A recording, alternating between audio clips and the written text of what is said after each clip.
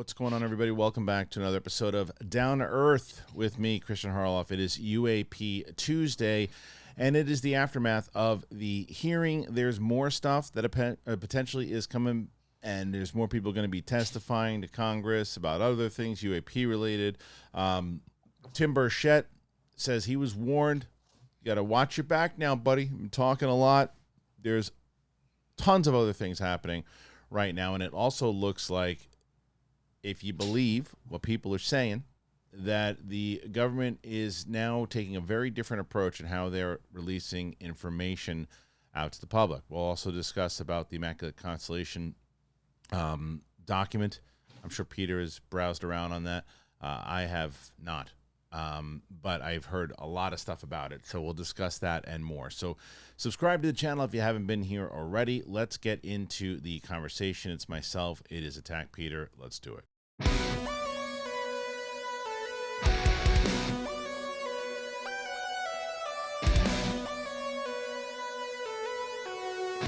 All right, welcome back, ladies and gentlemen, to UAP Tuesday. Thanks for joining us here today on this Tuesday. Make sure you're putting your comments in there and letting us know everything that you're thinking about this topic. Joining me on the show, Attack Peter. What's up, bud? How you doing? Hey, man. How's it going? Back from Nevada. Didn't say anything cool. No, I'm sure. Neither did we. Yeah. Well, I mean, look, here, I will say this, is that I did the show today with my other show on my movie, on the pop culture channel that I do. And Roxy Schreier was on, and she was asking me about the hearing because she watched it, and she asked me, like, kind of what I thought. And she, she keeps up with some of the news and everything, too, and not as deep divey as you and I are, but she thought that what she noticed is that there was a lot of news outlets covering it, but the point that she made that I thought was very interesting was that she saw a lot of stuff on TikTok and Instagram, and TikTok mostly, where there was the Generation Z talking about this stuff and making videos about it and all of that. So what do you feel about the aftermath of it as far as the coverage that it got? Yeah, well, that's a good thing, right? Because I just feel like it continues to normalize it. And as we've talked in the past, change is going to come from the outside, and the federal government will always follow suit, when it comes to anything that moves the Overton window. I on my end didn't hear much out of the usual channels. I saw a lot of the clips that we're going to talk about today, and it seems like that there was an energy around the people that were involved, like Mike Schellenberger did a conversation with Jesse Michaels, and there seems to be some kind of energy where, like, okay, here's a little bit more coming from these guys than was actually shared. Maybe, I don't know. I just think if that's the case, we're good long term, but short term, it's not much going on. Yeah, I mean, it really does make I guess it begs the question of whether or not it reached people that weren't really into this thing beforehand. And the other thing that I think that it might do, and this is a point that I brought up on that conversation today with Roxy, is that you look that the people involved are probably trying to get more money for this thing, more interest on it, showing and saying, like, look, we did a hearing on this. The line was out the door. The interest in this is through the roof. Give us some money for this so we can get some money to protect whistleblowers, that we can get the money to really put the investigation forward, because I don't know how to read Nancy Mace when it comes to this, because part of me feels like let's go the positive route. She's very vocal. She's been out there to a lot of places talking about this thing now and wanting to get to the bottom of it, and it seems like she is pushing to get to the bottom of it. Released the Immaculate Constellation documents, talked about it. Even though I don't know if I love the come at me bro approach, it was still something where she's like, okay, fine, you want to play games, let's play games. Military person, she has experience, where she's tough, right? But like the side of it, of in that same vein of the come at me bro stuff and the hey babe and those things, is that even her ads leading up to it had like AI photos of alien ships and UFOs and things. It's like, are you advertising it because you're hyping it up in the science fiction fun aspect of it? Are you, not really taking it that serious, but know that a spotlight can be shine on you because it is a topic that everybody's very interested in, and people are talking about your name that people weren't beforehand, or is it a mixture of all of that? How do you feel about Mace? That's exactly, you just nailed it at the end for me. It's got to be a mixture of all of that, because there's no way you don't think about all those things when you're taking this on. I also liked the that energy at the beginning. It gave me some hope. Come at me, bro is perfect in my opinion, because it's tough, but it's also funny. And I think one disservice that people bring to this topic when they're covering it is a lot of them are overly serious for not exactly knowing what's going on. And I think part of what attracted me to the idea of you covering the show and when we're doing it is like, yeah, the potential is serious and earth shattering, but at the same time, like, we should be a little bit more whimsical. There's a great quote, I believe, by the artist Honoré Daumier, who used to do a lot of political art during the French Revolution. Someone will correct me if I'm getting my dates wrong, but essentially, he used to say, if you want to tell someone the truth, make them laugh or they'll kill you. And the idea is that kind of humor, I think, brings levity, and I think when there is levity, people loosen up. Yeah. And that helps. So long term, again, I'm good on that, but there's no way Nancy Mace doesn't see this as an opportunity, even if it's a noble one. Maybe she's like, hey, this will prove, that as a representative, I'm not fearful of the, challenging topics. And I have no problem if it ends up being BS. I'll say it's BS, so she's probably channeling that energy.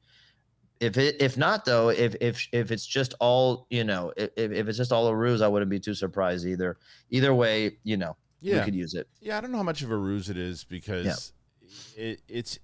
And what I mean by that is, like, if she's just poking fun, what I mean? Like, if she's having a good time. Yeah, I don't think so either. Well, I think she's having a good time, but I don't necessarily know if she's doing it just to have a good time. It's like, sure, yeah, the spotlight got pointed at me.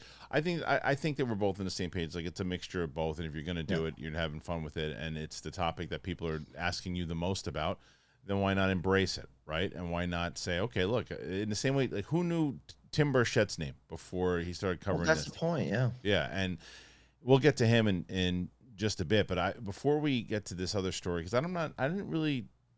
Is there another hearing today? It's happening right now. I'm watching the chat to see if anything really. It's the AARO hearing that nobody was hyped up about. The one that we talked about. Okay, let me play this video on this potential hearing and what it's going to. Let me play this. I'm going to play this video clip about this hearing, about what's going on. At the time when we release this, it'll already been out, but here's some of the information about what to expect from this thing. All right, the Senate UFO hearing, AARO director to testify on UAP tracking technology. The Pentagon's Gremlin sensor system used to detect, track, and characterize UAP will be discussed by Joe Koloski. The hearing is scheduled for 4:30, which at the time of this taping is happening right now. All right, here it is. Here's the footage of what's going on from News Nation. The All-Domain Anomaly Resolution Office, or AARO, did acknowledge there are hundreds of sightings and reports of UAPs that the agency just can't explain. We know this has been raising some potential national security concerns. But today, to your point, more answers to what was once called science fiction. The new director of AARO, John Kozlowski, will go in front of senators in both closed and open door hearings to talk about his agency's efforts investigating these unidentified objects. Among them, a new technology called Gremlin that the DoD is deploying to track and detect UAPs. We know they resolved 118 cases during the reporting period, all of which they found were everyday objects. And of those closed cases, 70% were balloons, 16% UAS or unmanned aircraft systems, and less than 15% combined, tallying those up, there were birds, satellites, or aircrafts.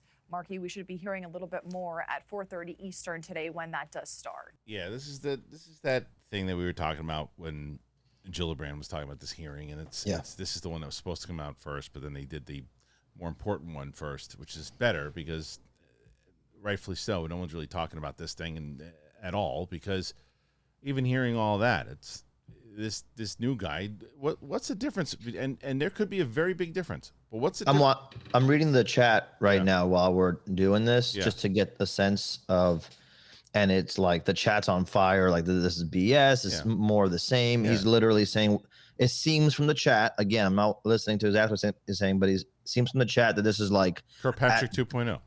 Yeah, at best, it's a way to this to me is what I think we're in the middle of. If this is some kind of disclosure, which is that this is them saying, hey, so far we haven't heard anything. So far we don't have any evidence, but we are going to monitor. And here's proof. This is our new technology. So this is what I think is the strategy for disclosure, is to not admit that we've known and been keeping secrets, but to pretend that now we're suddenly going to take interest because there's so much evidence. I really believe that's the strategy. Yeah, I just think it, to me, it's watching AARO say anything. It's like, I'm not going to take anything they say serious. I don't take a single thing that says, well, this is a new guy. What's the difference? It's the same thing that they hire the new guy and they say, hey, new guy, here's your new job. Here are your benefits. This is what you say. You say, give them these stats. Most of it's balloons. It's like, remember Project Blue Book? That's us now. So just do that. And if anybody asks you questions, say no. And then if any whistleblowers, to the public, we are protecting the whistleblowers, but discredit them at all costs. And that, because I still don't understand in the way that, and I don't know if you were on or if it was just me and Pavel talking about it, but when we talked about, it was right before you came on. But Kirkpatrick was talking to Greenstreet about beforehand, and all he was doing was going after Gallaudet. And it's like, there's a way that you can say what you're trying to say without coming off so defensive, because I can't take you serious on being defensive. When you're supposed to be the guy that's protecting whistleblowers and listening to them, and all you're doing is discrediting them, but not saying, hey, look, let's hear what these people have to say. When I was at AARO, we investigated it. We didn't find anything, but there might be new information that these people are presenting that I've never heard before. And if so, I'm interested to see. I don't know if they're going to prove what we already think that we proved at AARO, but look, let's see what they have to say. Clearly, they have information that they want to get out there, so I think we should listen. That's what you would assume AARO would be. Instead, it's like, no. These people are making things up. And I said, what? Like, that's too skeptical. That's too shady. It's too shady. And I don't know this guy, if it's the same thing. I have no idea. But the idea that they're doing this is already in the books. This thing, to me, is the ultimate nothing burger, right? Yeah, they just showed some pie charts to basically show what they've had reported between the January 1st, 96 to October 10th, 2024. They're basically saying X amount is weather balloons, X amount is commercial air traffic, birds, satellites. Like 75% of all cases that are closed cases are balloons. That's what they're saying. And then they are also talking about the morphology they've had reported. What I will say is this is interesting in how much they're talking about, like what kind of like examples they're giving. Like they're talking about the Tic Tac, they're talking about discs, cylinder, triangle, lights, etc. But what do they say those things are? Well, they're saying that there's two different pie charts. One is the reported closed cases, and 16%. It looks like they can explain what UASS. And I don't know. I don't know what UASS, but there's 16% that's gray that they're saying that is UASS. I don't know if it's unidentified aerial. I don't know what UAS is. I have to apologize. But then there's 1% that's other. So let's say worst case scenario, only 1% is something that they can't define what it is. It's still something. But then right next to it, they're saying that there's that they have a breakdown of what the reports are describing. This is the same problem I have with the hearing, though. It's that why not then follow up with examples, right? Like dive deeper into, okay, AARO, balloons, then do we have a clear answer then? Were they balloons or other technology that was flying over Langley? Do we have that? Do we have those answers?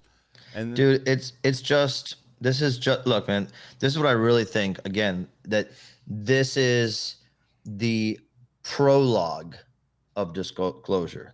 Last year, this year is the prologue, in the sense that here we're the government. We're showing you who our players are. We have AARO, right? We're not ignoring it. We have an agency for it. The agency doesn't see anything. Sorry, guys. Okay, we're gonna keep looking, and then these heads of AARO have to BS. Like, this guy apparently is like quivering and shaking while he's talking, so he's clearly nervous.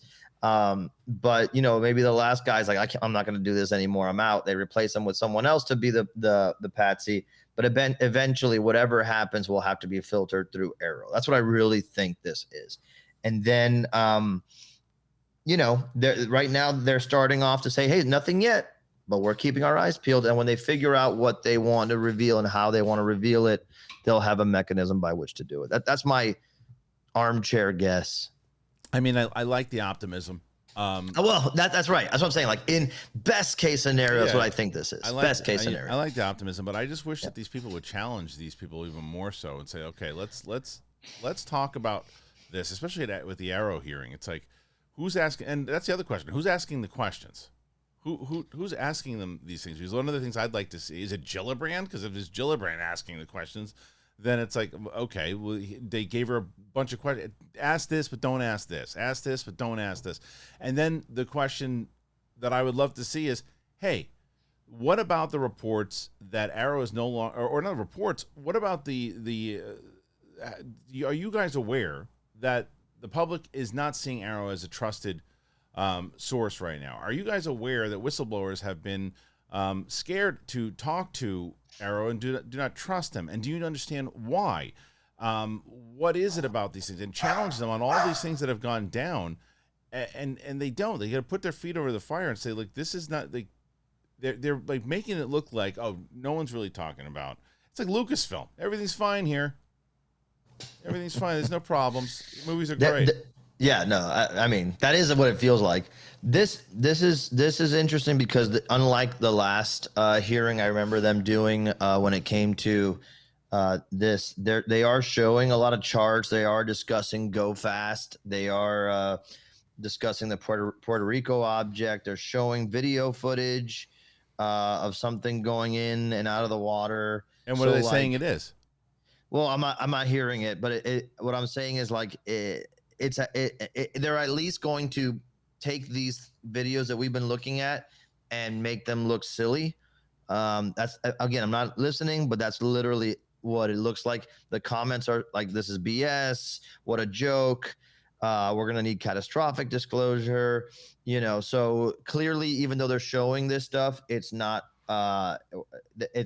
satisfying the people watching it. So essentially, it was AARO taking a meeting and going, look, the disclosure, the stuff that they're doing over with all these, with everybody else is getting out of hand. We got to nip this in the bud, because last thing what we tried to do, because this seems like what it is. It seems like it was like, okay, here's what we did last time.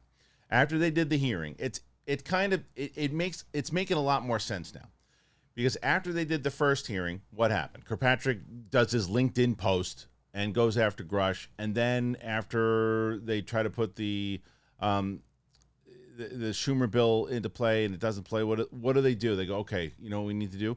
Let's have AARO AARO's going to do a press conference. Who do we bring? Do we ask Colhart and Jeremy Corbell? No. Ask everybody who's just going to be on our side. Just bring them. Yeah. We just want to get the message out. Okay, great. So what do we want to say to them? We want to tell them that this is all BS. We haven't found any proof. That's it. Official statement. Push that out there like we used to. People will see it. Good. Well, they did that and it failed miserably. It didn't work and it didn't stop anybody talking. So what do they do this time? They go, okay, well, we can't do that again. Here's what we do. Let's have a hearing. Let's have a hearing where we say it ain't happening. All right, let's do it October. They're doing theirs in November. Oh, they are? Well, then let's do ours afterwards, because people will be talking about their thing for a little bit, and then we do it right afterwards. And then watch how many reports come out from this, and how many news outlets cover the fact that it's not, that it's balloons and it's all these things. And they're going to try to use the media the way that they did in that way, that ATIP, whatever it was, not ATIP, but the what's the freaking site that releases the, you know what I mean? Yeah. Everybody, you know what I'm yeah. saying. But anyway, the one that has all the documents, there's one that came out recently that basically said that there was a program that was covered, that the media and everybody else would have a program in military. This is an official document of ways to misinform the public about UAPs. And this is one of those ways. They are doing this hearing to put Project Blue Book once again in the forefront, and saying this is why the chat that's watching it is all pissed off, and why. Because it's they're saying all these different things about it, but they don't have. But who is saying it? There now, it looks like Jill Brandt is. Is she asking the questions? Well, that she's asking questions right now. Right. And there's some people are more pleased with her. They're saying that it looks like she's calling for actual witnesses, and not just these people to testify anymore. But still, doesn't look like it's enough. But it looks like, I mean, it's pretty interesting to see what I'm definitely gonna go back and rewatch this. But this is the thing. That's a great point also. Yeah. Why not? And this is and I don't know the answer to this. This is probably people that in the government that can answer this.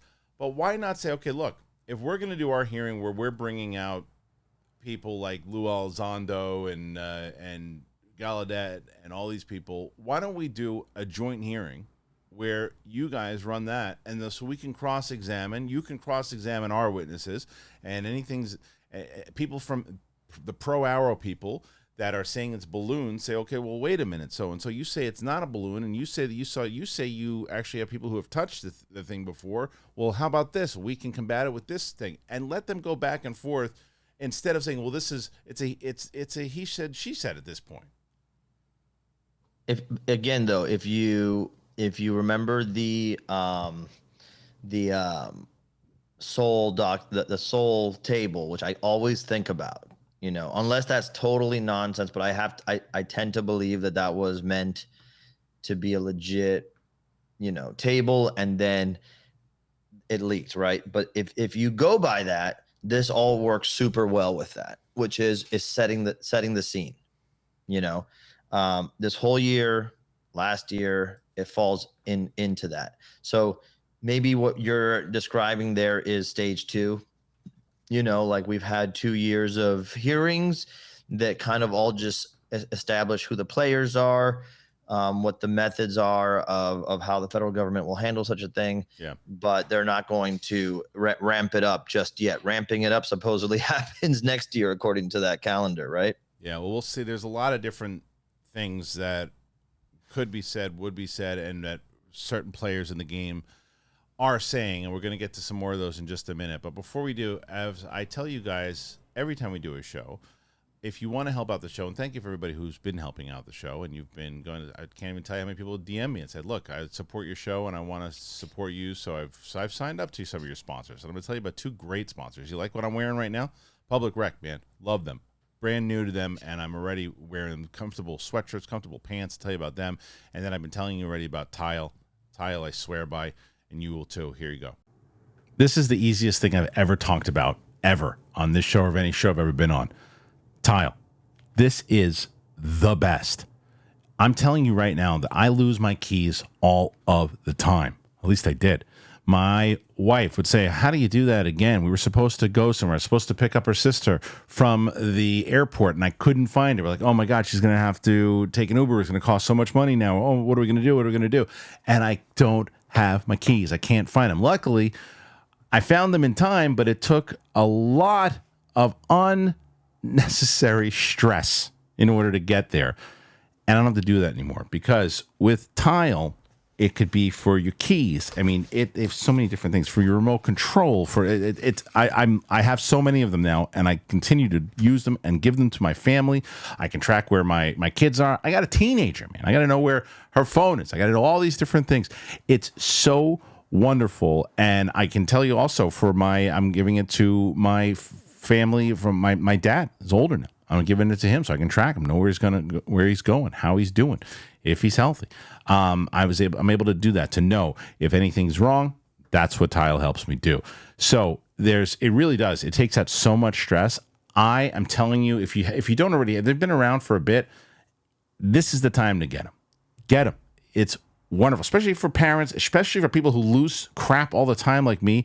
Get it. So family proof your family with Life 360's tile trackers. You got to do it. You go to tile.com. Use that code DTE. You got 15% off. That's easy. So again, tile.com. Use that code DTE. This is a no-brainer. It's easy. I lose my remote control all the time. Not anymore. Tile.com. Use the code DTE. All right, you know as well as I do, wearing new pants sucks. Who decided that stiff, uncomfortable fabric squeezing your family jewels was the key to looking good? I hate that. I always feel so uncomfortable walking around when I got these really nice pants on. Well, there's an early holiday gift from me to you. And those days are over because Public Rec's Daymaker pants are here to make you stay comfy and classy this season. Whether you're kicking back with holiday movies, making your way through leftovers, or watching bowl games with the boys, these pants have you covered. They're even going to keep you looking sharp for the awkward holiday parties with your in-laws. Give the gift of comfort to yourself or someone you love this holiday season with Public Rec's Daymaker pants. And for a limited time, you get 20% off your entire order. But you use that code DTE at publicrec.com. 20% off when you use that promo code DTE at publicrec.com. I felt like it was Christmas when they sent this stuff to my house. I got a really great sweatshirt. I got really comfortable pants, and I'm always looking for really nice outfits. And my wife right away said, oh, wait, this is quality stuff. And I love wearing these. I love it. I want to get so much more. I'm already buying myself. I told my wife already to give me more Public Rec stuff for Christmas. And you guys can get it too. Use that code DTE. Look at this stuff. It's really, and they're so comfortable and they're so smooth. And I really, really love them, man. I mean, look at this. This is just a great lineup overall. They have different colors, different fabrics. You can get different shirts. It's great. It really is great. All right. Thank you to both Public Rec and to Tile. As second I got this, the hoodie and the pants are so nice. They're so comfortable. I love them. So put your if you want to put your support in, you can by getting yourself something. It's holiday time, man. So get yourself something wonderful. Use one of our sponsors. All right, Peter. The other thing, man, that I want to. It'll be a shorter show today, but nonetheless, I think we should cover this, and that's the stuff that's going on with Burchett. And there's two things with Burchett.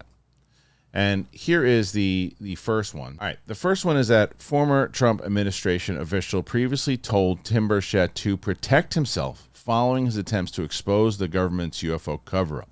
So here's that video. I'm going to play this, and then we'll talk about. Oh, I'll show the other clip, and then we'll talk about. I don't trust the U.S. government, and I'm a United States congressman. I've talked to experts. I've seen testimony from astronauts. I've talked to fighter pilots, some of the best in the world, and they tell me that they've chased these craft, and yet the Pentagon says they don't exist, and now we're talking about throwing money at it, and all of a sudden they say they want to study it.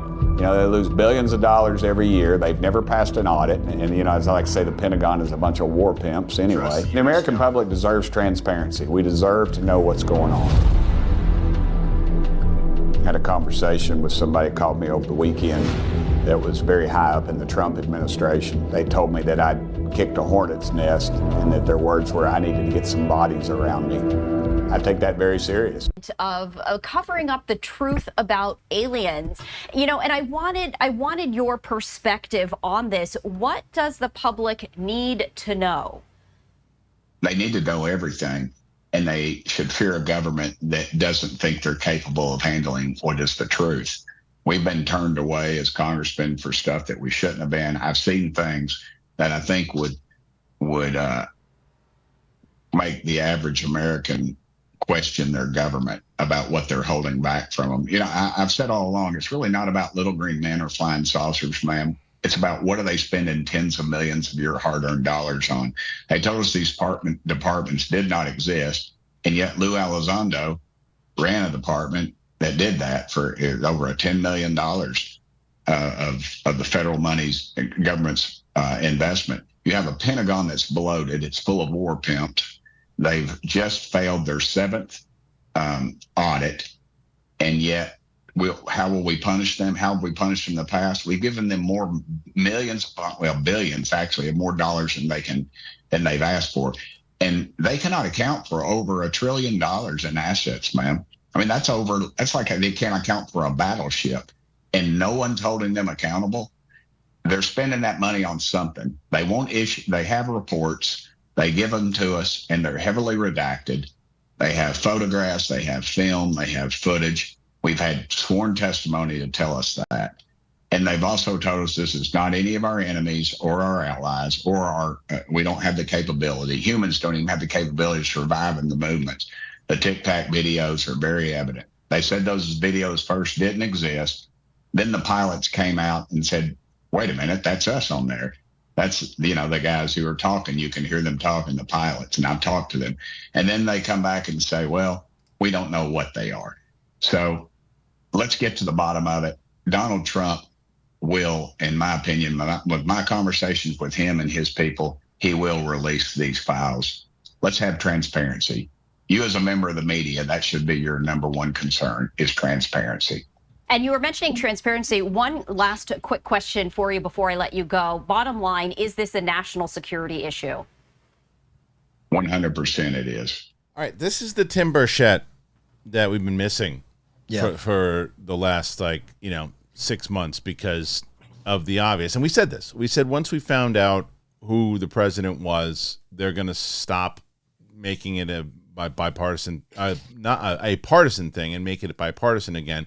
And clearly, Tim Burchett's side won, and he is now doing that. Because if you don't forget, in the first hearing, they talked about all that money that wasn't accounted for, and it was him and AOC working together and him and Gates and AOC working together about that very issue, about the money that was unaccounted for, like the fact that he mentioned like a full-on battleship. That kind of money, nobody knows where it is and where's that money being spent. And the stuff that he just said and all the things that he just mentioned is exactly the stuff that's being negated right now in this hearing that you're paying attention to right now. And it's like, here's all the stuff that we know exists, and they're saying that it basically doesn't. And they're basically doing exactly what you just said beforehand. They're trying to cover their tracks at this moment with this hearing. That's all this thing is. Yeah, I mean, that statement on its own is worth getting people's eyes on Burchett. And even before you get to the UAP stuff, if he's coming out and leading the charge to figure out where missing money is going, I feel like that's going to get a target on your back. There was a video I remember seeing, some documentary, someone was talking about 9/11 and weird stuff that happened around that. And there's a video of Donald Rumsfeld talking about missing money, like trillions of dollars. And I always, used to think to myself, like, whatever you think, missing money in the government is a crazy thing. And then when you talk about trillions of dollars, that is bizarre. It's a bizarre thing. You and I can't mess up our taxes, right? And they're misplacing trillions. I've always assumed that was black budget stuff, and so, if that's the angle that Burchett's going to go for, I think it's super interesting. That might be a way that this ratchets up quite quickly, because there is an appetite, it seems. Well, she always follow the money, right? Yeah, that's something that Mike Gravel used to say, and then he got kicked out of the primaries too. But follow the money is a big one, and if you go that angle, you can definitely have more of a legitimate conversation that doesn't include any of the stuff that people consider fringe. But at the end of the day, I feel like that's going to get you stonewalled fastest. Yeah, and as far as kicking the hornet's nest and the thing he's talking about, it's that there is what I want to see happen is when, like last year when that hearing happened, there was that group. It was like that core group, and it was mixed of Republicans and Democrats together. And it was Burchett, it was Luna, it was Moskowitz, it was Garcia, it was AOC, it was Gates, it was all of them, that they were out there kind of beating the drum about this thing. And then because of the elections and everything else everything that was coming up, they all kind of dispersed and they were kind of all doing their own thing. I want to see that start to form again and see what we can see here, because this is, and I don't know, this seems like that this interview was on an actual program and not just the internet. It seemed like it. That's what it looked like anyway. So I wonder if it's starting to spread a little bit more, and going to your point about what you were saying earlier about maybe the slower kind of drip, because it does seem, even with media, it seems like it's getting a little bit less taboo for them to discuss and talk about it, because there's only so long you can turn your head and say, oh, we can't really ignore this anymore because like they're doing another hearing on this thing. You have more people talking about it. Maybe there's something to this, and you would assume that the big bosses of the big media companies are told don't cover this. That's what I would assume. I'm trying to look at that. Looking for that chart again because I just think it's so freaking great. Like that, no matter what happens, if you compare it to that, it really, and I mean, it really explains why things are moving the way they're moving. We are always going to move at a different pace on the internet. You're talking about the Soul Foundation chart? Soul Foundation chart, yeah. Like, and I'm looking it up right now, and now weirdly enough, I can't find it.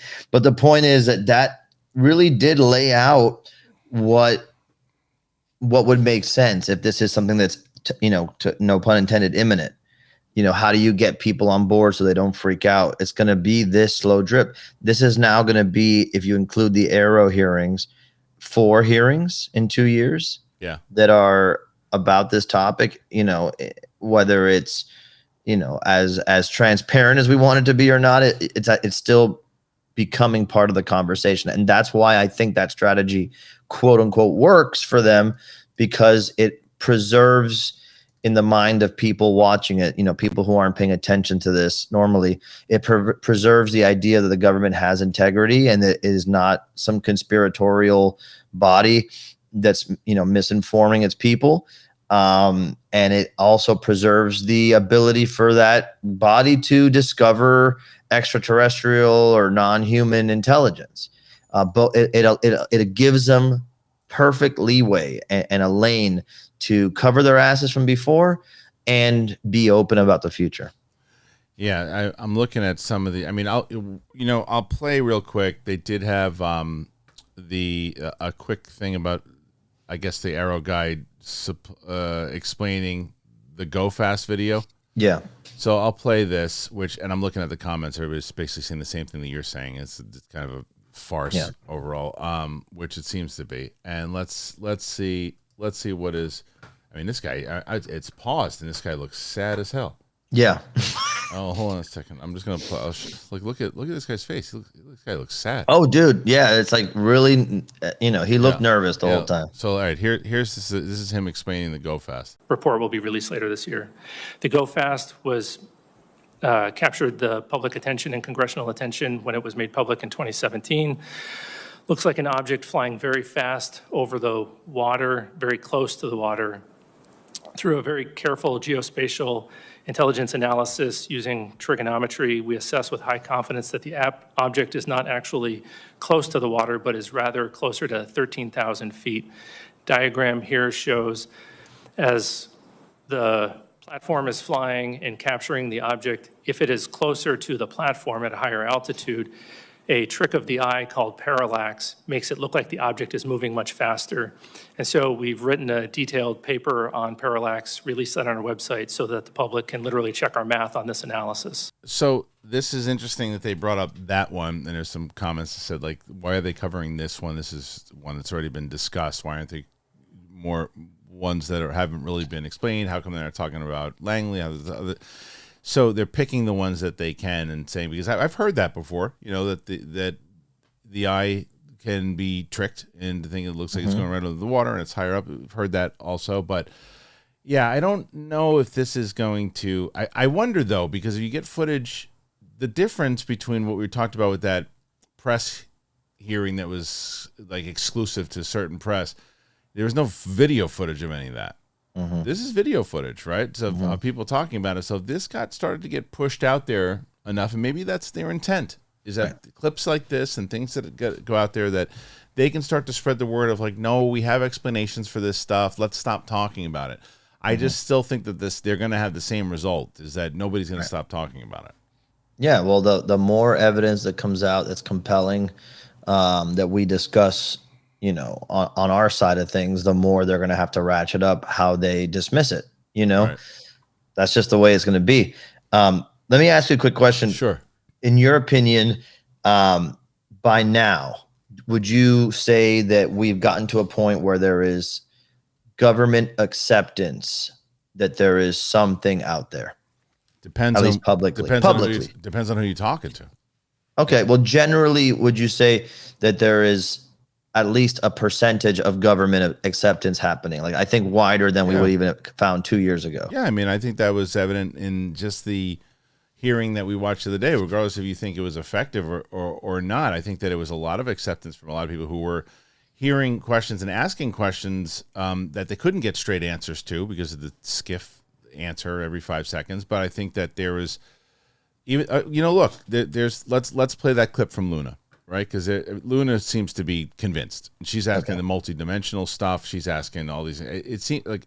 The reason I asked that, is because that is the goal, the objective of phase 1 of that Seoul conference document. Is getting the government to accept it from what it seems here by the end of this year. It seems like. All right. Well, let's get this clip from Luna, and this is from the hearing. Mr. Elizondo, in regards to these aircraft being piloted by whatever they might be, non-human biologics, would you agree that it's likely that they are being piloted by some mind-body connection?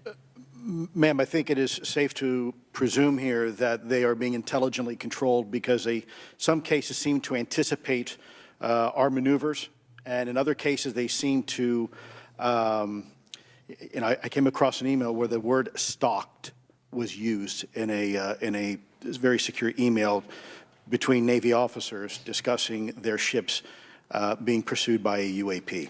In our previous panel, we had Grush, and he had testified to say that some of these were interdimensional beings. Can you speak on that at all? Ma'am, I'm not qualified, certainly as a scientist or otherwise, to speculate points of origin.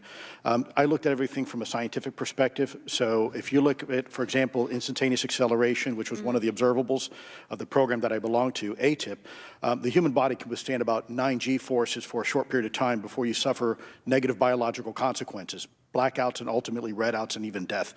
Comparison, our best technology, the F-16, which is this older platform, but one of our most highly maneuverable aircraft, manned aircraft, made by General Dynamics, can perform about 17 or 18 G-forces before you start having structural failure, meaning that the airframe begins to disintegrate while you're flying. The vehicles we're talking about are performing in excess of 1,000, 2,000, 3,000 Gs. So I guess, would it be safe to infer that they're living craft? I'm not prepared at this point to state for the record is something alive or not, because even that definition is hard. There was a time in science we thought that life required oxygen, and we now know that's not true. There are anaerobic bacteria that thrive in oxygen environments that lack oxygen. And so also same with photosynthesis. When I was in college, I was told everything is derived from photosynthesis as a form of energy. In reality, that's not true. There are things that live off of chemosynthesis. So we're constantly having to reevaluate our understanding of what the definition of life is. All right, just such an interesting clip in general, but I wanted to play that because of what you had just mentioned and those types of conversations. You couldn't even imagine in a million years that kind of conversation would be anywhere near a public hearing. And you have someone like Luna's asking these questions of interdimensional things and all these different things that, 10 years ago, 5 years ago would have laughed you out of the building, Yeah. So the fact that this is being addressed is interesting, but it does, and I think that it would be fair because there are two teams really right now. There are the teams that believe that all of this, the Lou Elizondos and all these people are kooks and are trying to put together this. At least grifters. Right. So there is that. And there's that group of it. Then there's the group that think that AARO is misleading, and that the Kirkpatricks are liars, and that all these other things are there. There's both groups. There's a cover up, and this is why I think it's more important than ever for both of these groups to do something together and answer questions together. If you're really not working to try to keep this quiet, AARO, then cross-examine some of these people and ask them some stuff and talk to them, right? And the same thing goes for the Lou Elizondos, or I guess he couldn't ask questions, but people that are from that hearing, ask the AARO people the questions. If you talk about that data, maybe they can prove to you that data, and you'll be, because if we're hearing it from the other side of a computer, for our first instinct is going to be like, well, AARO's lying. But we're not sitting in a room looking at all the data and everything too and having someone explain it all. And there might be something that they explain to you and I in a room and they go, look at this. We can prove to you that that is exactly what we're saying that it is, right? And we go, oh, well, that's what that is. But I just feel like there's just too many other witnesses that nobody's talking to and nobody's even speaking to. And now you get Jesse Michaels, who didn't know what to, when I had him on the show, he didn't know really what to make of Bob Lazar, right? He didn't really have an opinion. He said like, you hear certain things. I don't know. If fast forward to a couple days ago, whoever he spoke to, he's now fully on board with the Bob Lazar story. So your opinions change, who you talk to, who else, is out there able to give you information. And then the last thing I wanted to ask you before we get out of here today, as I said, it's going to be a shorter episode. Mentioning this hearing and mentioning Lou Elizondo, did you see that weird exchange between him and Jeremy Corbell afterwards? No. It's really strange. Like it was. You got it? Yeah, let me look for it. Hold on, let me play it. All right, here's this video. This is like, I guess, right after the hearing.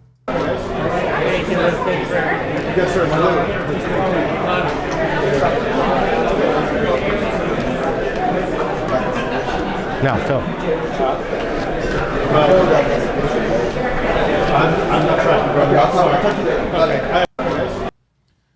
Okay, so they slowed it down. They took some of the audio too, but I guess like Jeremy was going to approach him and have a conversation with him, put his hand. You can tell the body language of when he put his hand on his shoulder. Lou didn't seem like he wanted his hand on his shoulder. And then he said to him at the end, I'm not trying to be anything, but people were trying to read a lot into it about what's going on there. You also got to remember that he's in the middle of testifying in front of people. So he's probably just like, let's talk later. I'm just got too much going on right now. So let's just talk later.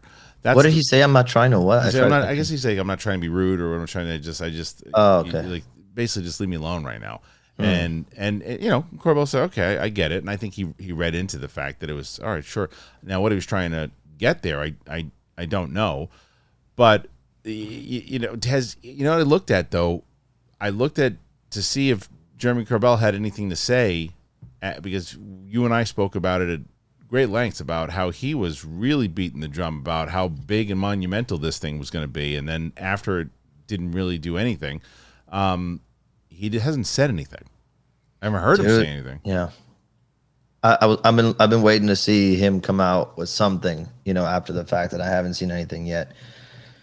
Yeah, he's responding.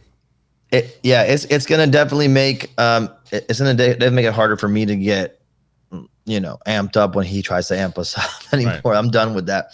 And I don't even mean that as a dig against him. Like he could just be a super enthusiastic person, or he's following that. He's obviously so close to it that maybe he understands something important happened when we don't. Well, that could go into what you were saying, and that you were talking about kind of the phases. You've been talking about this whole show, and then maybe that's part of it too. So give me a little breakdown of what the phases against, say, in the Soul Foundation thing from, what is it, November of, they shot it in November of 2023. Yeah, so by the end of 2026 or by January 2026. So during next calendar year, the goal, according to this chart, is academic acceptance. So maybe at that point, it's like, convincing the science, the people who are influential in the sciences and et cetera, maybe even getting Neil deGrasse Tyson to take it more seriously. But the point is that would be the goal for next year. And this year was government acceptance? Government acceptance. So technically it was supposed to be by January of 24, we have government acceptance. So now that would mean that this year and next year are about academic acceptance. Remember though, that report was also they were very confident that the Schumer bill was going to pass. Yes, this is Carl Nell's presentation, apparently, by the way. Right. Yeah, and there was time at the time they were also talking about Carl Nell was going to be the head of AARO. Remember that? So I don't know. The point, the reason I bring it up is not because this is going to be followed closely, but more so because what we're seeing would fall in line with this, whether it's intentional or coincidental, it would fall in line with this. So going forward, if we are frustrated by how slow things seem to be moving, it could just be because there is an adherence to this plan. And at that point, you really wouldn't get the 5 W's answered, as it puts it here, until, no sooner than or no later, or around October 2034, it says here. By October 2034, you have to know who, what, where, when, and why. Right. So, but I mean, like anything can change. Public acceptance of the existence is supposed to be achieved by October 2030. Yeah. So what would it take to get public acceptance? That's what that's just like, but then you also got to ask that question of how, like, you and I can make that chart. I know. I'm just saying that this is the chart that they made. Sure. And this is the chart that you would assume encompasses a plan of people who are at the top of this thing talking to. But that's what I mean, though. It's like who, like, so they're making a chart, but like what like even what you just said before, where there's a Carl Nell running AARO. Well, that didn't happen. And right. The bill doesn't pass, and it's like you can have all these. It's great to have goals, but like No. It by the way, if next year is a lot like this year, then it's clear that either this chart is way off or is not being adhered to. Yeah, and I'm just saying, up until now, you could technically argue that we're on track for this chart. Next year would change that. It would have to, and I'll tell you that as much as we've been kind of a little bit in the dumps with this stuff, and especially with the hearing itself, you have to also look at it this way. Look at it as somebody, I'm sure there's somebody, and I get, because we get comments like this on this show all the time, where there's somebody who's been following this thing for the last 30, 40 years or whatever it is, watching this. And that person who was like, what the hell are you two talking about? Like, I went through a place where you never heard anybody talking about this stuff. The internet wasn't talking about it. Nobody was talking about it, except you'd have to have a couple drinks with your friends and then realize, oh, you think that you think that too. And now this is the second hearing, or another hearing in the course of having the 4 hearings in the course of a year. Oh yeah, yeah. A year, a little over a year. So that's that in itself. If they can continue to do stuff, what I will say is this with that hearing, for people who are like, oh, they didn't do anything. What it didn't do, which is good news, it didn't have people say, you might be disappointed with it, because I certainly was, but what it didn't do was turn the topic into a farce. No, at all. At all. And that's the most damaging thing that could happen, and that didn't happen. Like, if it was like, that was ridiculous, you can't take that. Like, if you would have had just the NASA guy there, then that easily could have happened. But that guy was the worst. But like worst. He really was the worst. I feel like that's the guy there. Like, if they have to explain to little children at some point, because we're in that part of the world, the timeline that now families are struggling to explain this to their kids. Right. That's the guy you send to little kids at school, saying, "Okay, kids." Oh, it was so bad. I was like, remember when I left him off. I know. I left him off the list, but the day before, and everyone's like, "Oh, how can you leave that guy off the list?" And you felt it. I knew it subconsciously. I knew to leave that guy off the list. But anyway, the point is, I think that there are people that are still talking about this. They didn't ruin anything. They didn't make it, oh my God, look at these goofballs.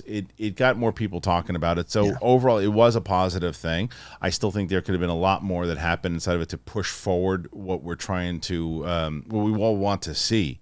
But no, it probably was a positive thing overall. I will say that. I'm still optimistic, even though that was lame, because I continue to feel like the only way we get the real disclosure we all want is when the masses are tuned in. Right. And that's just going to continue to be a little by little type thing. But it dude, just is. I'm telling you though, it's what I try to, it's like we are such a media addicted culture, and whether it's streaming our television shows or whatever it is, and I'm telling you, if there was mass coverage on this stuff, like if this was covered by everyone, and in the way that, I mean, there are trials that from celebrity crimes that are covered more than this, and it's like, if you were covering this the same way with the same, someone was directing it, going, okay, let's put all the attention on this thing now. Let's put all the attention on this hearing. then it becomes a public thing in the same way that, because the media wanting you and dictate, that's what happens with every story that they tell. They want people talking about it in the same way that television shows dictate what you're talking about, and the storylines that they put together in their storylines of whether, like the Penguin. It's like, oh, did you see the last scene of the Penguin? If you're following that and you're talking about, that's the moment you're talking about it, because that's where they aimed it. That's what they want you to be talking about it. And there's enough marketing on it. There's no marketing behind this stuff. Well, that's intentional. I would say you're talking about two different things. You're talking about a series where the channel or the streaming, the studios want to push it, right? And then you're talking about a topic where, you know, the people in charge don't want it but out. I'm not talking about. That's exactly what I'm talking about. Yeah, that's exactly what I'm talking about. That's what I'm saying. So like, you're never going to get that, because let's say a medium, I'm trying to stay in the center of the frame and you keep popping me around. And I'm like, but I was saying this, if you son of a bitch, if you remember when we talked about that book, Propaganda, by the guy Edward Bernays. Yes. So if you're a media organization that wants to take a risk, you have to be News Nation, who's nobody until you start covering this, right? So it's a net positive no matter how it swings, whether it ends up being real, fake, or dismissed, whatever. They grew because of the coverage of this topic. But if you're talking about the big networks or the big channels, cable news channels, why they don't have nothing to gain by risking, because they are clearly bought and paid for by special interest groups, whether it's government or something else. So why would you step out of line? You could easily go out of line. You could be Gotti right on MSNBC, even though I think he's on, or was he CNN? And then you go and cover this, and then in a month or two, some kind of news story breaks that makes it all look goofy again. And now you look goofy and you can't be taken seriously as a journalist to the audience that's much more mainstream.